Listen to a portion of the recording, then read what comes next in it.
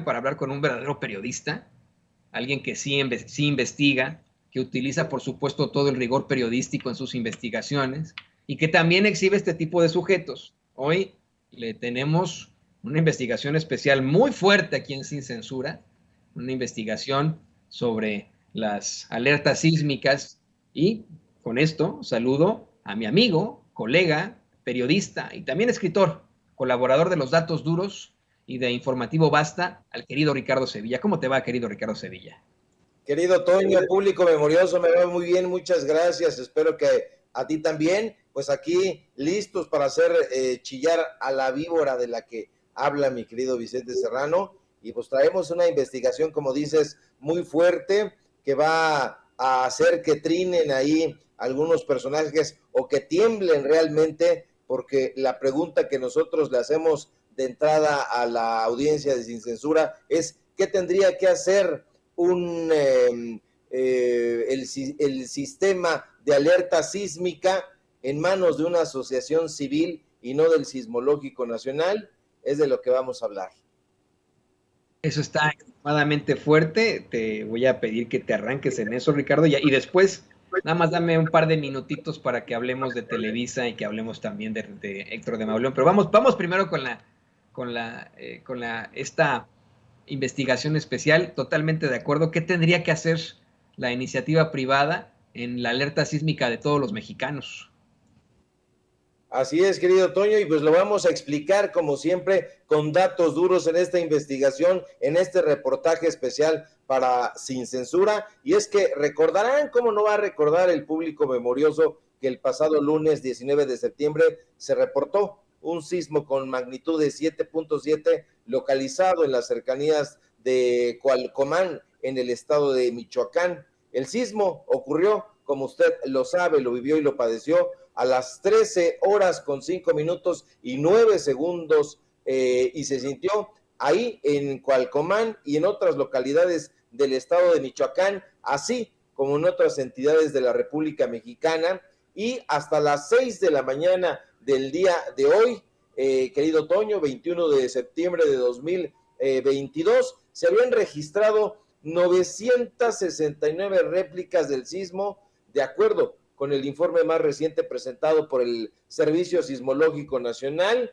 de la UNAM. Aquí estamos viendo la tabla de las réplicas y pues bueno, de este sismo ocurrido, insisto, el 19 de septiembre de 2022, el pasado lunes. Ahora, además de Michoacán, el movimiento telúrico se sintió en la Ciudad de México, en Guerrero, en Oaxaca, en Jalisco, en Michoacán, en Puebla, en Hidalgo, en Querétaro, en San Luis Potosí, en Colima, en Veracruz y en Aguascalientes. Ahora, no fue en absoluto un sismo leve ni moderado. De hecho, en la escala de intensidad de un mapa elaborado por el Instituto de Ingeniería de la UNAM, el temblor del lunes pasado fue catalogado como fuerte, ni leve, ni moderado, fuerte, y aquí estamos viendo la imagen de ese mapa. Y bueno, pese a que el sistema de alerta sísmica mexicano, conocido por sus siglas SASMEX, se jactó de que los dispositivos de alerta sísmica se habían activado con una anticipación de casi 2 minutos aquí en la Ciudad de México, lo cierto es que no fue así. Yo mismo lo sentí y lo padecí, pero eso, más allá de mi experiencia personal, quedó evidenciado en los múltiples mensajes de reclamo que la organización encargada de operar los sensores sísmicos recibió en su cuenta oficial de Twitter, que estamos viendo en esta tercera imagen. Ahí vemos alerta sísmica SASMEX, que es su cuenta oficial en Twitter, y dice, para el terremoto de 7.4, fíjate, se equivocan también, no sabemos por qué manejaron esa intensidad, fue de 7.7, ellos dicen de 7.4, y bueno, ellos se jactan y dicen, se activó la alerta sísmica dando tiempo de oportunidad, anticipación de casi 2 minutos en la Ciudad de México. Y nosotros ahí vemos algunas de las respuestas que le dan los usuarios en las redes sociales. Claro que no, vivo en la Ciudad de México, en la alcaldía de Coyoacán, y la alerta se activó cuando ya estaba temblando, dice la usuaria Sandra Arenas. Hay por otro, Antonio Macín nos dice, mentira, en Coyoacán, es decir, en otra, en esa misma alcaldía, empezó a soñar ya que llevaba unos 25 segundos el temblor. ¿De dónde sacaron ese dato? Dice la usuaria Monse. En Iztapalapa, un altavoz que está fuera de la primaria Vicente Guerrero sonó ya que se sentía el movimiento fuerte y muy bajo el sonido. Los alumnos evacuaron ya durante el movimiento telúrico y así el sabor de las respuestas. Diego, el usuario Diego dice, güey, qué mentira, en Reforma sonó cuando ya estaba temblando. Y bueno, son algunos solamente de las publicaciones que le respondieron a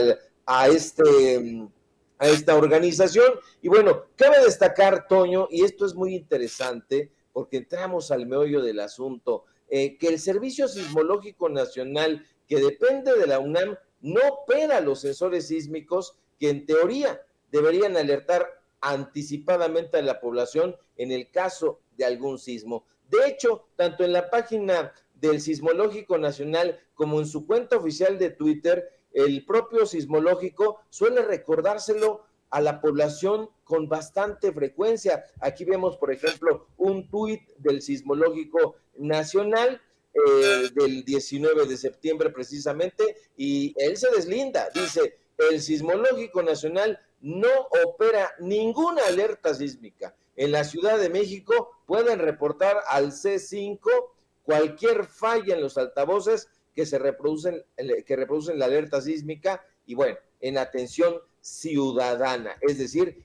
ellos no operan. Y tiene mucho sentido porque justamente nos escribió una fuente, llamémosle así, para no dar a conocer su nombre y que no tenga ningún problema en su trabajo, porque actualmente esta fuente trabaja en el Instituto de Geofísica de la UNAM y trabaja concretamente en el Servicio Sismológico Nacional y nos revela que el sismológico suele tener muchas controversias con los encargados de operar la alerta sísmica y se entiende porque no son geólogos ni expertos en geofísica ni en sismología, sino personajes que con trabajos han tomado algún curso de protección civil y francamente no saben de qué se trata todo esto, nos asegura la fuente. Y quizá por ello, Toño, público memorioso, el Servicio Sismológico, que precisamente depende del Instituto de Geofísica de la máxima casa de estudios, tiene buen cuidado de subrayar una y otra vez que su labor no es operar una alerta sísmica, sino proporcionar la fecha y hora de origen, así como los parámetros principales, magnitud, coordenadas geográficas del epicentro, localización y profundidad de un sismo. Aquí lo vemos en la página del Servicio Sismológico Nacional y ahí lo subrayamos. El Servicio Sismológico Nacional no opera ninguna alerta sísmica. Ahí las cosas van tomando un cariz muy extraño, porque eso quiere decir que hipotéticamente la responsabilidad de encender, vigilar, mantener y operar las alertas sísmicas depende del sistema de alertas sísmicas mexicano, conocido por sus siglas SASMEX. No obstante, de acuerdo con nuestra fuente, la verdadera encargada de operar las alertas sísmicas es desde hace ya varios sexenios, varias décadas, una organización civil llamada Centro de Instrumentación y Registro Sísmico AC, mejor conocida por sus siglas CIRES. En ese punto es importante mencionar que después de los sismos que devastaron la Ciudad de México en 1985, y digo sismos porque nada más se ha pensado en el 19 de septiembre del 85, pero hay que recordar que hubo uno ulterior que fue el de la noche del 20 de septiembre de ese mismo año. Bueno, el entonces gobierno del Distrito Federal, en colaboración con el Centro de Instrumentación y Registro Sísmico, que es esta asociación, CIRES, desarrollaron dos recursos tecnológicos denominados Red Acelerográfica de la Ciudad de México, RACM, y el Sistema de Alerta Sísmica de la Ciudad de México. Ahora, esta red acelerográfica de la Ciudad de México comenzó a operar desde el 87 y se supone tiene como objetivo obtener datos del comportamiento dinámico de los diferentes suelos característicos de la zona metropolitana, de lo que ellos denominan Valle de México, pero que no lo es, porque de acuerdo con el geólogo Gerardo Pérez Ramos, con posgrado en geotermia y geofísica en Australia y Nueva Zelanda, que accedió a conversar en exclusiva con nosotros, no es un valle, sino una cuenca, debido a que geográficamente es como un tazón donde se acumula el agua. Ahora, más allá de esto, cabe recordar que en 2005, por iniciativa del gobierno de Oaxaca, que entonces estaba en manos del corruptísimo Ulises Ruiz Ortiz, el gobierno de la Ciudad de México, que entonces encabezaba el actual presidente Andrés Manuel López Obrador, y la Secretaría de Gobernación, en ese momento bajo las riendas de Santiago Krill, se acordó compartir el conocimiento oportuno del peligro sísmico de ambos arreglos de sensores, tanto SAS como SASO, así son sus siglas, para advertir tanto a la Ciudad de México como a la ciudad de Oaxaca. Esto ulteriormente conformó lo que ahora conocemos como SASMEX en su primera etapa. Pero desde entonces las cosas han cambiado, Toño, y mucho. La SASMEX, que ha reducido sus siglas a SAS, ha dejado todo el control de las alertas sísmicas a la asociación civil llamada Centro de Instrumentación y Registro Sísmico, AC. Y ellos, aunque dicen que tienen una larga carrera difundiendo gratuita y públicamente la alerta sísmica de México, han recibido un jugoso financiamiento de parte de los tres últimos gobiernos de la Ciudad de México. Aquí vemos, por ejemplo, esta imagen donde ponen al canal 40, al canal 22, al canal 13, en ese momento que estaban festejando 25 años a Cadena 3 y a un montón de radiodifusoras donde dicen, lo difundimos pública y gratuitamente. No es así. No es así, porque de acuerdo con versiones del personal que trabaja en el C5 de aquí, de la Ciudad de México, esta asociación civil que presume no tener fines de lucro, insistamos en eso, en realidad se ha encargado, Toño, de hacer un negocio leonino y jugosísimo al cobrar el mantenimiento de sus equipos. De hecho, durante la administración de Miguel Ángel Mancera como jefe de gobierno capitalino, esta asociación, a pesar de haber recibido, ahí te va, más de 33 millones de pesos por disque mejorar y mantener la red acelerográfica de la Ciudad de México y el sistema de alerta sísmica de la Ciudad de México, pues no se conformó con eso. Aquí estamos viendo el contrato donde lo subrayamos siempre con datos duros, y ahí tienen el contrato, es de 2018, de comienzos, es de marzo de 2018. Y bueno, pues no se conformaron con eso, no se conformaron con haber recibido los más de 33 millones de pesos por mejorar esta red acelerográfica y el sistema de alerta sísmica en la Ciudad de México. No, buscaron más dinero a través de su representante legal, un sujeto llamado Óscar Huerta Martínez, que salió a la pesca, nos dicen en esa misma asociación, de otros clientes como la Universidad Autónoma de la Ciudad de México, la UACM, el Tribunal Federal de Justicia Administrativa, a los cuales les cobraron también jugosas cantidades por lo mismo, por darle mantenimiento a dispositivos de alerta sísmica.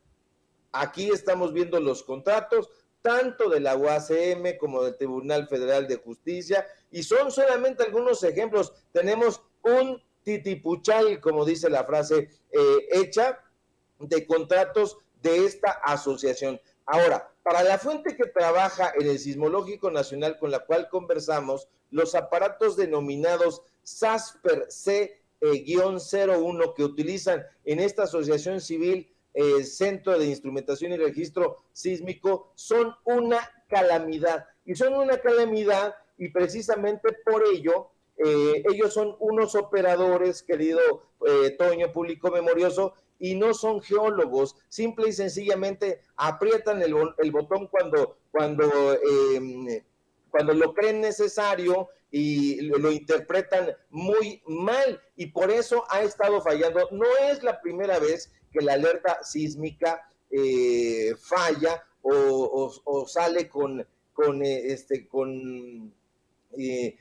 retardo. Hay que recordar que también en marzo de 2021 ocurrió lo mismo y pues bueno, hubo un desgarriate, yo creo que lo recordarás tú, Toño, y especialmente el público memorioso que está aquí en la Ciudad de México, porque se activó la alerta sísmica y no hubo temblor, no hubo movimiento telúrico. Y de hecho, pues estamos viendo aquí el tuit y dice el C5 de la Ciudad de México en ese momento, después de revisar el sistema de difusión de alerta sísmica del C5, se identificaron 974 postes que al finalizar la difusión de la alerta reprodujeron un mensaje indicativo del simulacro. Esto ya ha sido corregido. El C5 ofrece disculpas a la ciudadanía por este lamentable error.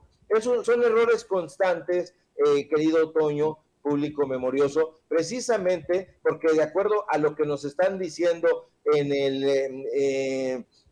el Sismológico Nacional, estos personajes no tienen idea de cómo se opera esto y solo les importa lucrar. Es una asociación civil que dice que no tener fines de lucro, pero la realidad es que tiene muchos y muy grandes intereses leoninos y por eso estamos tan nerviosos en la Ciudad de México, público memorioso, Toño, porque la alerta se está activando posteriormente, se está activando cuando no hay sismo y se está haciendo operada, que es lo más grave, por personal que no conoce, que no es especialista, que no son sismólogos, que no son geólogos. Entonces, esto es muy preocupante, más allá de que otra vez esto vuelve a subrayar la pésima calidad de las asociaciones civiles, que lo único que están buscando, como lo ha dicho el presidente López Obrador en su momento, pues es llevarse dinero. No son asociaciones civiles sin fines de lucro, todo lo contrario, son asociaciones civiles que están buscando el beneficio personal y esto, que es muy grave, querido Toño, a costa de muchas vidas, porque hay que recordar que una alerta sísmica a la hora adecuada puede salvar muchas vidas o puede hacer que muchas personas mueran. Así, y bueno, esos son, querido Toño, público memorioso, los datos duros. Qué bueno que lo mencionas. Hoy en la mañanera el presidente López Obrador lo planteaba con mucha fuerza, luego de que nuestra compañera Beatriz Castillo, Bet Castillo, que le mandamos un saludo, hablara de las inconsistencias en estos organismos disque independientes, disque autónomos, en estas asociaciones civiles. Y esto es verdaderamente aterrador. Yo espero que llegue a oídos de muchos, que no se quede solamente en las palabras, que por favor usted que nos ve, que nos escuchen sin censura, pueda exigir un cambio en cuanto a la operatividad de la alerta sísmica, que no esté en manos de una asociación civil, que no le den el dinero a una asociación civil cuando es algo que debe operar en todo caso el gobierno, que supuestamente nos representa a todos. Más bien, tiene que representarnos a todos como ciudadanos, Ricardo. Permíteme pedir tu opinión. Ayer te leía también, creo que exasperado, en las redes sociales, estabas, me imagino, tan exasperado como yo, luego de que pues de la forma más cínica, unos cómicos de cacotilla, ¿no? De estos programas espantosos de Televisa que solo difunden la represión, la ignorancia, que son una verdadera porquería, hicieran un sketch en el que nos plantean como chayoteros, siendo que los los reyes de los chayoteros, la fábrica de verdaderos chayoteros es Televisa. Yo desde muy, muy temprano planteaba cómo es que es absolutamente ridículo y cínico que en Televisa nos acusen de chayoteros. Es como si un ladrón al que hemos denunciado una y otra vez por sus crímenes nos acusa de robar. Y yo insisto, no tenemos nada en contra de la sátira o la parodia política. Me gustó mucho en su momento hacer una parodia política contigo, pero esta es la realidad, esta es la situación, lo claro del cinismo. Y bueno, tú comentabas que en todo caso, pues esto significa más vistas para Sin Censura y menos vistas de mucha gente que también se indignó al ver las mentiras con las que nos planteaban. Yo lo he dicho una y otra vez, no está nada mal la parodia política, la sátira, pero una cosa es parodiar nuestras formas, reírse de nosotros por el gallito que me sale, tal vez por algún error que he cometido yo en el periodismo, pero de ninguna forma nos pueden parodiar con mentiras, con difamaciones. Eso sí, no. Dame tu opinión, por favor, querido Ricardo Sevilla. Mira, Toño, aquí esta no es una parodia, es un ataque vulgar. La parodia es fina, la sátira es también muy fina, tiene antecedentes de comicidad muy grandes. En absoluto se podría parecer a las piezas que hacía Chesterton. Está muy alejado de las piezas finas de los ironistas franceses, de los ironistas ingleses, de los ironistas mexicanos, que los ha habido y muy importantes. No, esto no es una ironía, esto es un golpe vulgar. Yo recuerdo cuando se hacían las ironías de José López Portillo, y entonces había un pequeño cambio, se le decía José López Porpillo. Entonces se jugaba con la imaginación, se creaban frases, había todo un sistema para sugerir, no para plantear burdamente el nombre de tal o cual personaje. Recordarás que en el Chahuizle, por ejemplo, le decían a Ernesto Zedillo Ponce de León, Cedillín Coyoyayo. Y entonces no podrías sino asociar, gracias a la inteligencia irónica de estos creativos, pues que se trataba de esos personajes. Estos no, utilizan el nombre de Vicente Serrano y de otros compañeros, y esto está vulnerando ya, porque es un ataque frontal, es una burla, no es, insisto, una parodia. Hay una diferencia muy grande, muy abismal entre lo que es una parodia y lo que es una burla soez. Y este es el caso. Y bueno, tutelada por un personaje cuya triste biografía está simple y sencillamente enmarcada como su máximo logro haber sido patiño de Adal Ramones, pues nos tiene que preocupar bastante, porque eso significa que estamos al mismo tiempo que creciendo como medio de comunicación independiente, y al mismo tiempo que la gente está mirando con mucha inteligencia, con mucho discernimiento estos análisis, estas investigaciones, este periodismo que practicamos aquí en Sin Censura y en otros medios amigos. Pues bueno, nos debe preocupar, insisto, porque eso quiere decir que ¿dónde estábamos? Perdidos en el limbo y siendo rehenes de estúpidos como estos. Su comedia burda, soez, barata, pequeña, absurda, pues era lo que cundía en esa época, en la única opción que había prácticamente, que era la televisión comercial. Me estoy refiriendo concretamente a Televisa y a Televisión Azteca. Y bueno, pues estos personajes han emanado de ahí, y pues bueno, ya se ve que están recibiendo la línea de algunos de sus patrones y están atizando esta campaña de denostación en contra de Sin Censura, particularmente en contra de Vicente Serrano, y bueno, eso significa que están muy preocupados porque no argumentan. Tú sabes muy bien que el sistema mejor para no enfrentar en un debate intelectual a un personaje que tiene un tamaño intelectual importante, es la caricaturización. Es así, era el estilo que utilizaba Octavio Paz.